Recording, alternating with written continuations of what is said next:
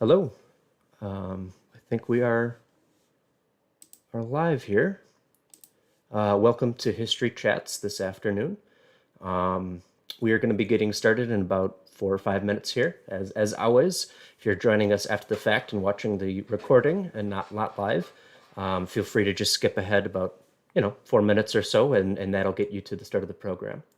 But for everybody that is joining us live, welcome.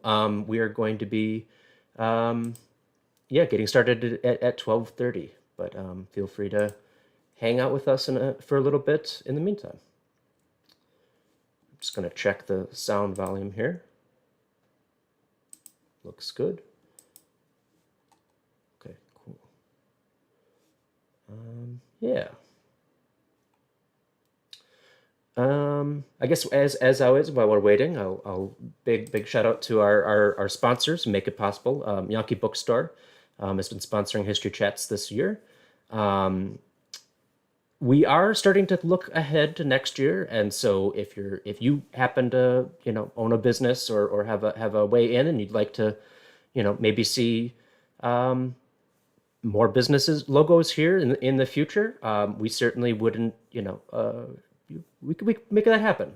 So if you're interested, we'll probably have more details in the next couple weeks or at some point. But yeah, if you're interested, feel free to get in touch with us about sponsoring History Chats. Yeah, but in the meantime, again, big thanks to Yankee Bookstore, and of course to all of our members who make it possible for us to do this. And if you're not a member already and you're enjoying these programs, it's a good place to start to support local history as well as to get all the benefits. Our Yawkey House is still not open yet, but we're actually getting pretty close now. So one of the benefits of the Yawkey of membership is you get a free tour of that. So that's something to look forward to there.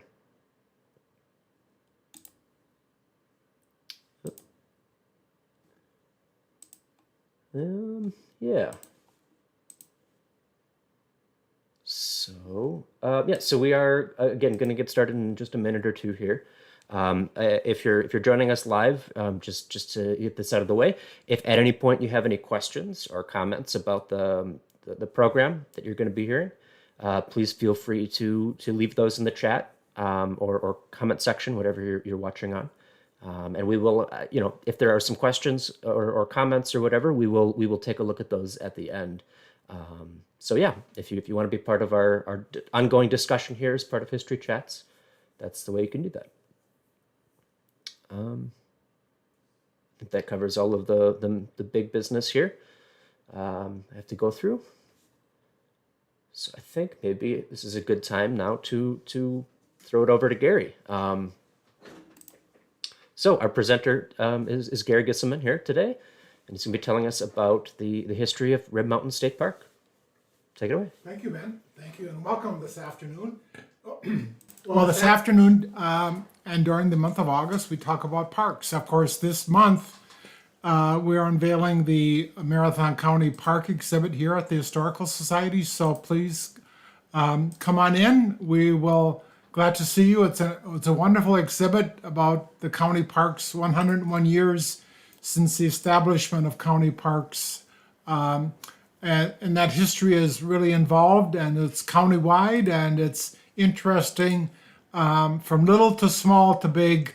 A lot of county parks that are really a great part of our history here in Marathon County.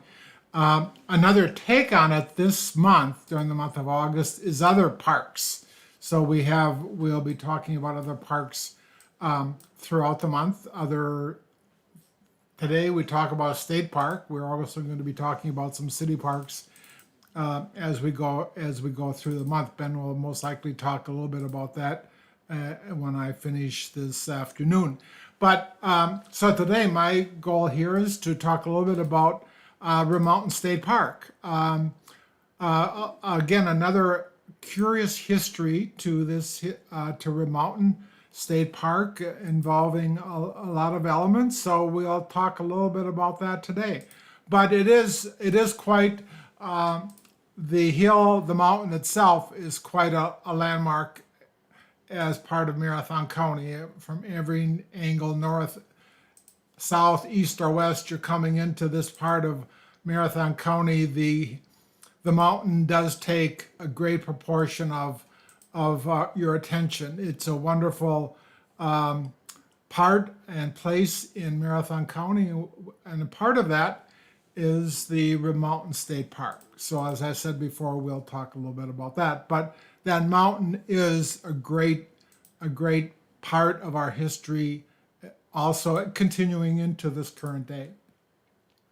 But first of all, where's Rib Mountain State Park? Well, Rib Mountain State Park is a little to the southwest of Wausau, a little bit to the west of the Wisconsin River, coming nestled between County Road Double N and County Road N, close to the Interstate 39, easy access into Rib Mountain State Park. So there it is, taking good part of the town of Rib Mountain.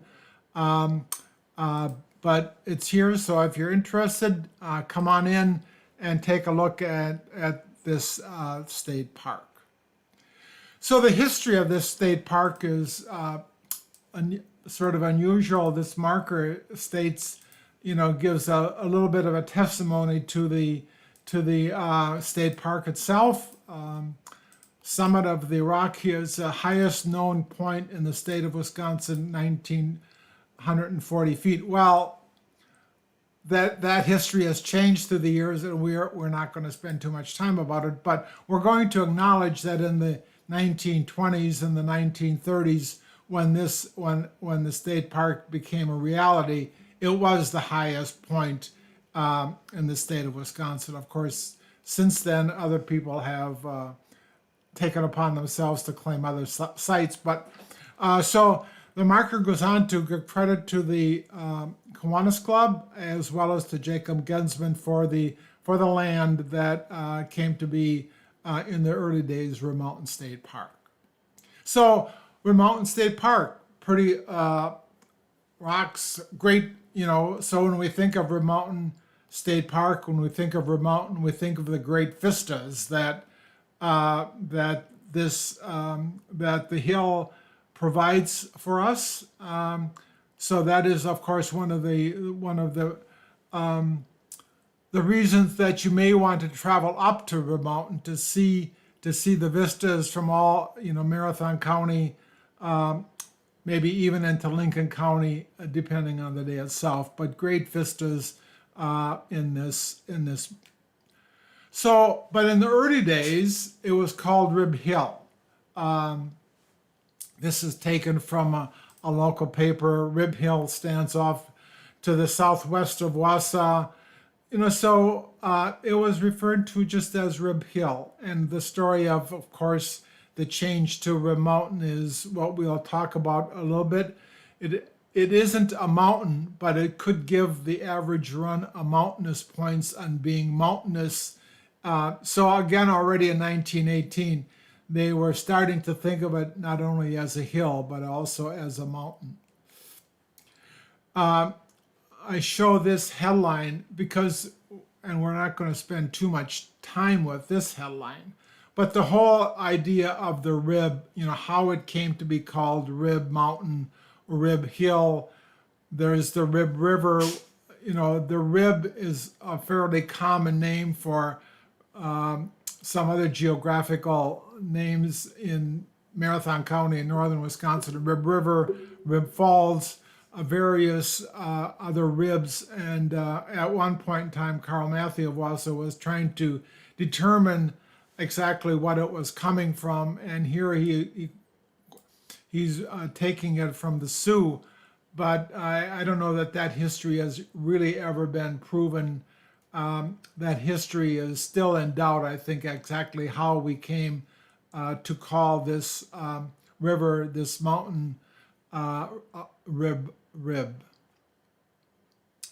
Another vista, and this is and I want to point this. This is one of my favorite vista points in looking west from Rib Mountain, you see a little hill off to the west, a little bit to the left of this, and that's Hardwood Hill. That's a little hill that's sort of farming the same geographical formation that formed Mosinee Hill and Rib Mountain. It's a little hill that has some history unto itself, but it is there off in the distance to the west, to the southwest of Rib Mountain.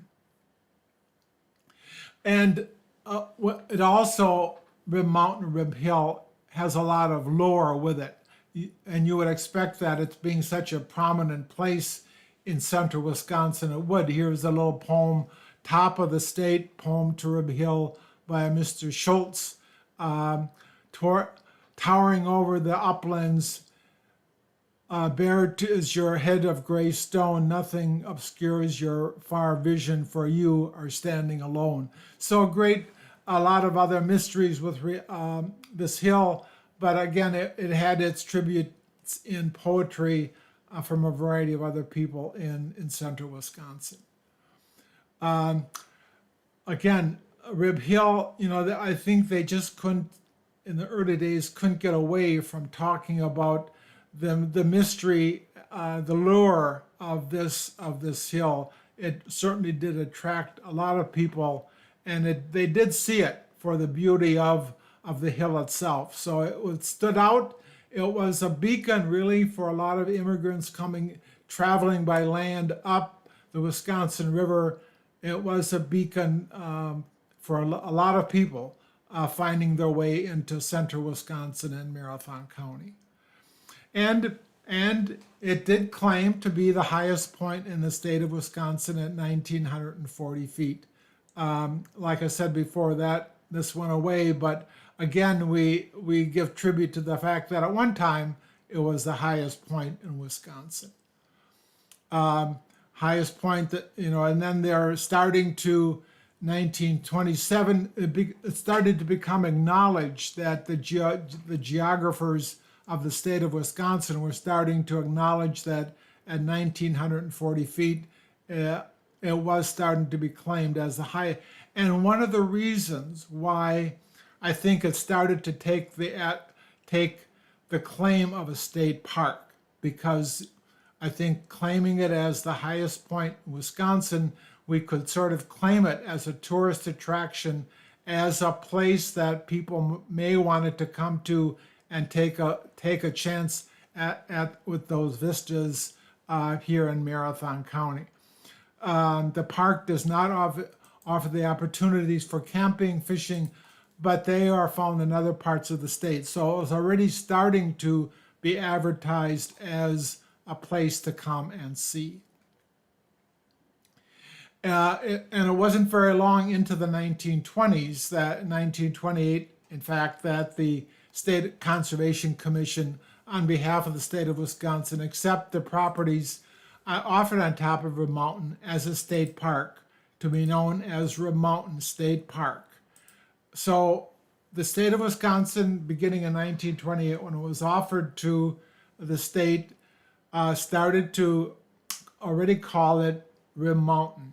So again, people were referring to it early in the 20s as Rib Hill, but now the mountain name started to become really prevalent with regard to that hill. Another article later on in that same year saying that the top of Rib Hill is accepted as a park called Rib Mountain State Park. So the hill was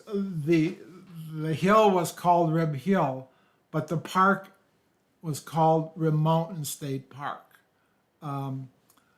So that's the history beginning in the 1920s, and we'll finish that story in a minute. So it was a big deal in 1934 when the governor came and everybody came to central Wisconsin to dedicate the Rib Mountain State Park. As how it came to be called Rib Mountain, a variety of different people have claimed different stories. The Chamber of Commerce has been said to make this sort of more glorious name by calling it Rim Mountain. How it came to be called Rim Mountain, I think, is still up for the historians to determine. But whatever it is, it was called Rim Mountain State Park. And at that time, pretty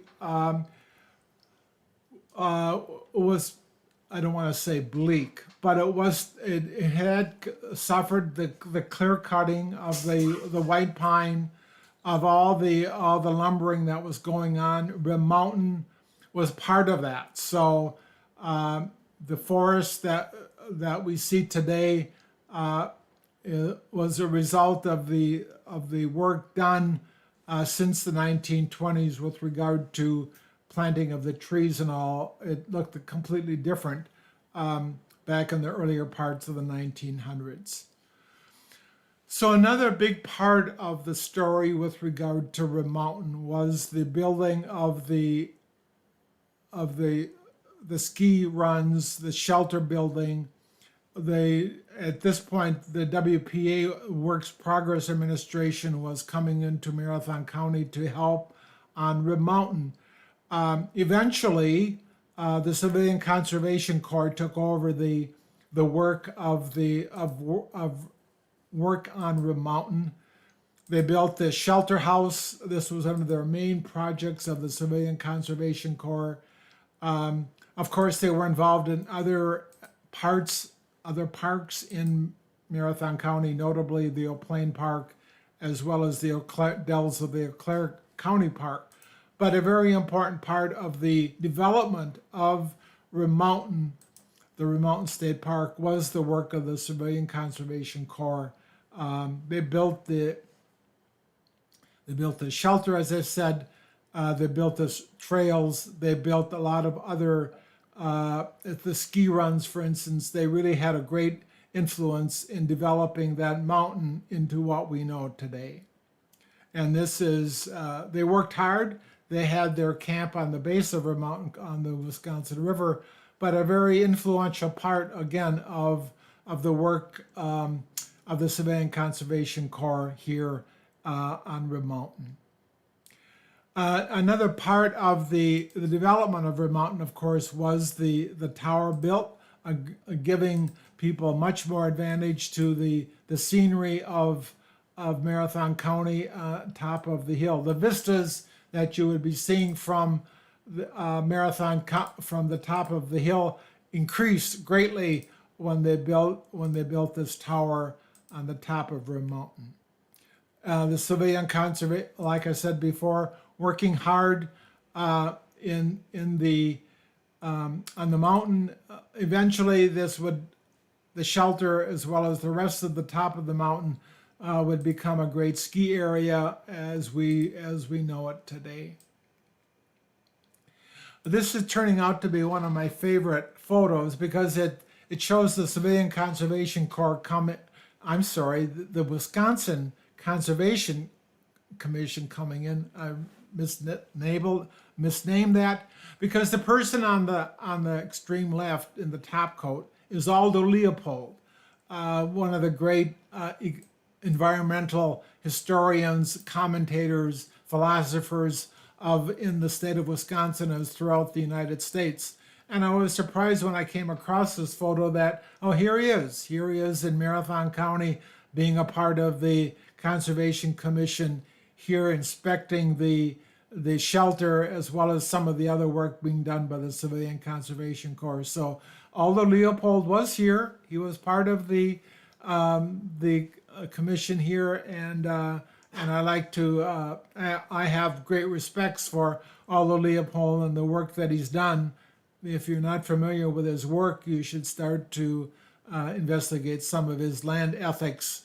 An incredible person, and Wisconsin certainly can claim a great hero in Aldo Leopold. Again, of course, Rim Mountain became a major ski area as we know it today with Granite Peak. That continued through the years, and in the 1930s, as was being developed, there was already the plan for the development of Remountain State Park. It was smaller then. You can see the plan was to build that road, to build the road up to the ski hill, so that it could become the park. And it, of course, through the years, it has grown really a lot. But in the early days in 1936, this was the footprint of Remountain State Park. This was an ad running in the Wausau paper, I forget when, but again, the Wausau's connection to Rib Hill was really strong. And if you notice towards the bottom of the menu, what they were serving Rib Hill turkey. Well, we're not quite sure what that meant, but again, there was a strong connection between the city, the hotel, the tourist activities going on, and Rib Mountain, the ski area, and whatever else was going on top of the mountain. It was always a strong partnership between the city of Wausau, the Chamber of Commerce, and Rib Mountain.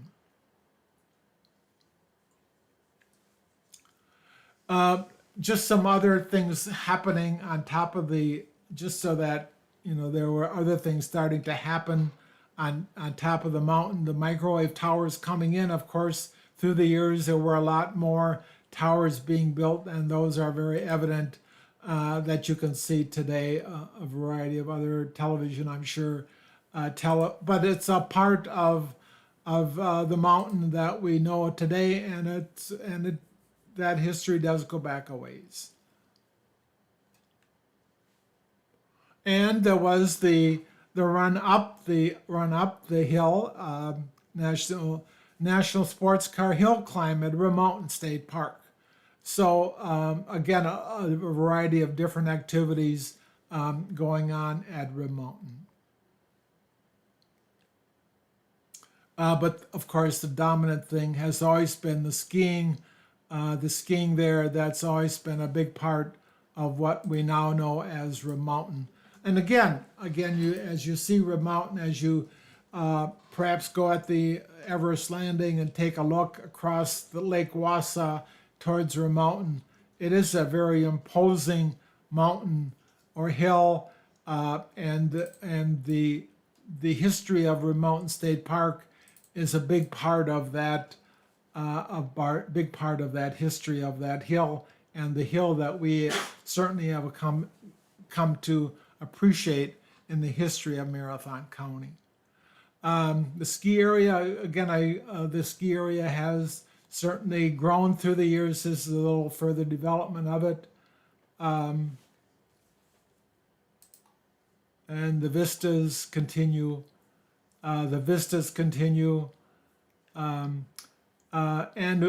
the other big part of Rib Mountain today is the trail map. So as you go on top of the mountain into the state park itself, you will find wondrous trails that you can certainly take advantage of this Rib Mountain State Park. So with that, I conclude. I hope you learned a little bit about the history of Rib Mountain. It wasn't until later, I think in the 1930s, that the the Commission on Geographic Names finally came around to remove the term Rib Hill and claim Rib Mountain as the name of this mountain. So it is not only Rib Mountain State Park, but the hill itself is called Rib Mountain. So that we are now complete in our history of those names. So with that, I turn it back to Ben. Yeah, and I'm gonna once again invite people, if you're watching, and this is your chance to ask any of the Rib Mountain questions you've ever wanted to ask. So feel free to drop that into the comment or chat section. In the meantime, I'm going to tell you about what's coming up next. As Gary said at the beginning of this presentation, We just opened up our new exhibit, Preserved for Generations, which is about the Marathon County Park system. And now we are just taking the opportunity to talk about, because as great as the stories that we have there, there's also a lot of other ways that parks have existed. Rim Mountain being a great example of this.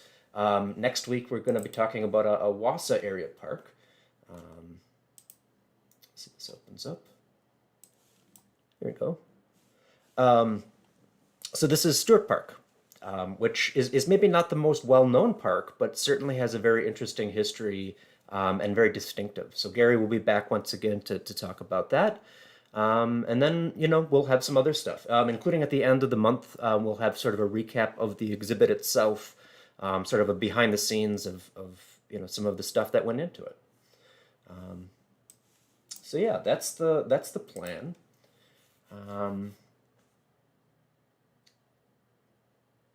So one question's come up already. So it's called Granite Peak now, at least the skiing part. Is there granite on Red Mountain?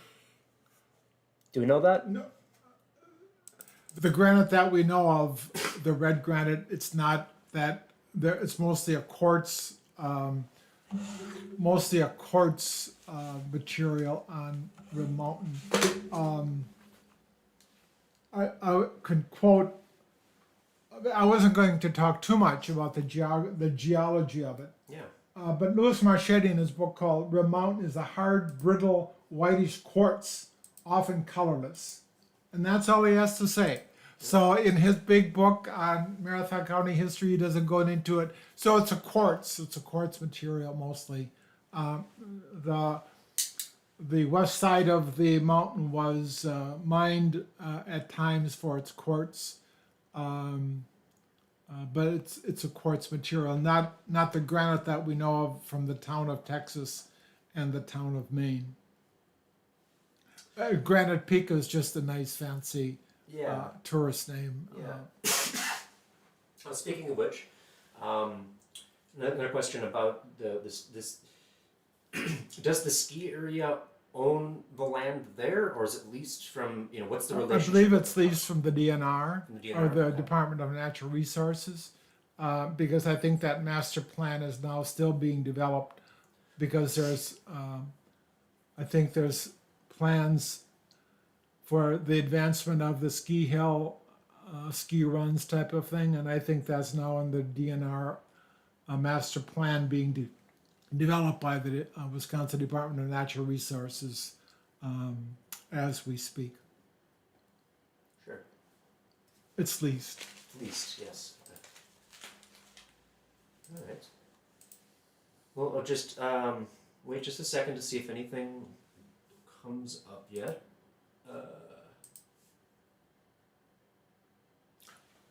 But Granite Peak may own parts of it that are not necessarily owned by the Wisconsin Department of, the state park types of things. There may be other sections of the land, because that's Sure. a large land now. So I'm not sure what parts are leased from the DNR and which parts are owned by Granite Peak itself. yeah, that makes sense. Good to qualify that obviously we're talking about a lot of land, and so there's some overlap, and then there's some parts that don't. That's right.